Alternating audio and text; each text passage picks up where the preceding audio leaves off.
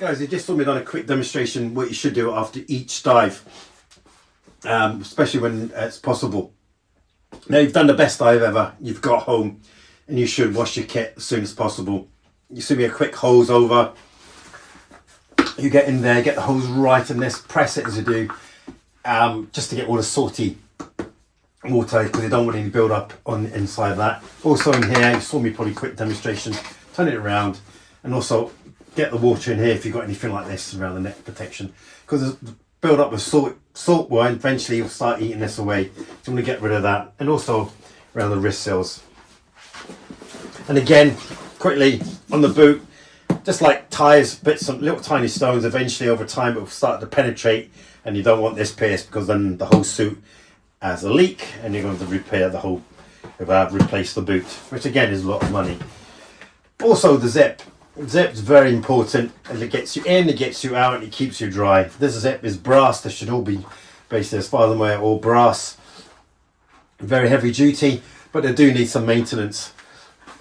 So with maintenance, I mean like look after them and keep them as straight as possible, especially when you fold up your dry suit after use, because the teeth will eventually get misshaped, mislodged, and this will be very difficult to open and close a dry suit. So basically what you should do is use a zip lubricant. Now I've got this from Northern Diver. This suit's a Northern Diver. If you're interested in this suit, there's a link. Just look down and some of my playlists you find about this dry suit. So you've got zip lubricant like a lipstick. You could do this hanging up, or you can do it on the floor. For this demonstration, I'll just do it here. Just use it like a lipstick or a lippy if you're into all that. The whole zip, but here's the main part, especially up here. This gets neglected all the time, right up here, because you want that to be fully open when taken off. And also down below, this needs to be closed off, because any little gap from there when you're in that water, you soon know about it and you start to leak. So get it in there as well. Also, I forgot to mention, when you do hose down, you could, wherever you go diving, it could have bits of sand in it, a bit of grit.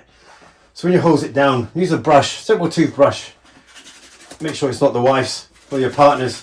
Get in there, give it a good brush, and use that hose at the same time, just to get rid of anything. Because any tiny little stones could eventually push out the teeth, and then we have difficulty opening and closing the zip. Also, do not use this. I've seen this once being used, maybe for briefly, but not all the time. Yes, it's drives out moisture, but this has got petroleum in it. Over time it will eat the glue. Wouldn't recommend this. This is for other stuff. Do not use it on your dry suit. Also, you're probably aware we've got beeswax, exactly the same principle as lipstick. Not lipstick. That thing. Lipstick. Oh god. Yep, exactly the same. Up and down. And what also helps as well, you can actually melt this. Just obviously watch your fingers, don't melt it too much. Easy to spread. Don't want it too much, don't want to get too thick. And it will really coat it very well on this. Again, all the way up and down in the corners. And then work the zip. It's a bit difficult in here. Just work that zip back and forwards a few times. And once you've done, I would recommend leaving it open, because the suit needs airing. You don't want it to be smelly. And get a proper dry suit hanger. None of these clothes hangers. They're designed, they've got a wider shoulder, a stronger hook, and it's built to last, because these are quite heavy. I'll put a link again of a dry suit hanger if you're interested. So yeah, I would definitely recommend, because it keeps the shape, doesn't unnecessary creases. Also, we could get, depends on your dry suit seal lubricant. I've got, again, Northern Diver. It's like a cream, don't need that much. Just a finger, a little bit like that. Especially if you're going to not go on your dry suit for some time. Oh dear, I'm not going to even edit that. I'm fed up editing it. There you go. Get it in there, all around. Keep the keeps it nice and subtle, or supple. There you go. That's all you need. And the same with the hair. Because over time you don't want to get, you've seen it like elastic band, it sort of dries and loses its elasticity and it just starts to crumble and rots away. So get that all covered as well. Same here. I'll pick up my dog, Lady the Westie. She was getting underneath my feet.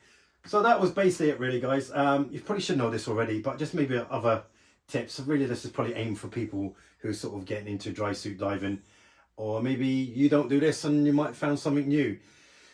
Also, another thing, don't just leave this out in the rainwater. It doesn't really does the job. It doesn't really get in the nuts and crannies. Get it in, get it washed, get it in, get it dry, get it all lubed up and zipped and lubed. Okay, so thanks for watching. I hope you found this useful, and I'll see you in the next one. Say goodbye, Lily. Bye bye.